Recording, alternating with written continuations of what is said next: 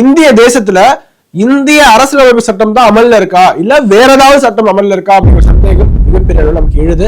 ஏன்னா இந்திய இறையாண்மைக்கே சவால் விடும் வகையில நிறைய செயல்கள் எல்லா இடத்துலயுமே பரவலாக இந்தியா முழுக்க நடந்துகிட்டு இருக்கு. இது லிட்டரலி நேஷனல் த்ரெட். காஷ்மீர்ல இருந்து ஆந்திரா கேரளா வரைக்கும் இந்த ஆன்டி நேஷனல் எலிமெண்ட்ஸ் ஊடுருவி இருக்காங்க. ஜெனரல் பிபின் ராவத் அவர்கள் முன்னாடியே சொன்னது மாதிரி we are fighting a 2.5 front war என்று சொன்னார் இல்லையா. அதாவது 2 வெளிநாட்டு எனிமீஸ் பாகிஸ்தான் சைனா. ஆனா 0.5 இந்திய தேசத்துக்குள்ளேயே பல எனிமீஸ் இன்டர்னல் எனிமீஸ் இருக்காங்க என்று சொல்லியிருந்தாரு. அது கொஞ்சம் கொஞ்சமாக இப்போ எக்ஸ்போஸ் ஆகி ஆமா நாங்க தான் இன்டர்னல் எனிமீஸ் என்று நிறைய பேர் பப்ளிக்கா அனௌன்ஸ் பண்ணிட்டு இருக்காங்க. இப்படிதான் பாத்தீங்கன்னா காஷ்மீர்ல ஹஸ்ரத் பல் தர்கா என்ற ஒரு தர்கா இருக்கு. அந்த தர்காவை பாத்தீங்கன்னா இப்போ ரீசெண்டா புதுப்பிச்சிருக்காங்க. வக்பு வாரியம் மூலமாக புதுப்பிச்சிருக்காங்க. இத்தனைக்கும் this is our tax money. இந்திய தேசத்துடைய குடிமக்களுடைய டாக்ஸ் மணி மூலமாக அங்க ஒரு தர்கா புதுப்பிக்கப்படுது.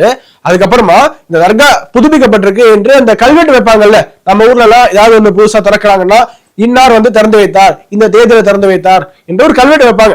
அந்த மாதிரி அந்த தர்காவுக்கு வெளியே ஒரு கல்வெட்டு வச்சிருக்காங்க. அந்த கல்வெட்டுங்க டாப் லெஃப்ட் கார்னர்ல பாத்தீங்கன்னா அசோகா சின்னம் இருக்கு இல்லையா, அசோகா எம்பளம், இந்திய தேசத்தினுடைய நேஷனல் எம்பளம், அது வந்து ஓரமா பொறிக்கப்பட்டிருக்கு. அதை பொறுத்து கொள்ள முடியாத அங்க இருக்கக்கூடிய local extremist radicalised brain washed group என்ன பண்ணிருக்காங்க, ஒரு கல்ல பெரிய பாறாங்கல் எடுத்துட்டு குரூப்பா போய் அந்த அசோகா எம்பளமை மட்டும் அடிச்சு அந்த கல்வெட்டுல இருந்து செதைச்சிருக்காங்க.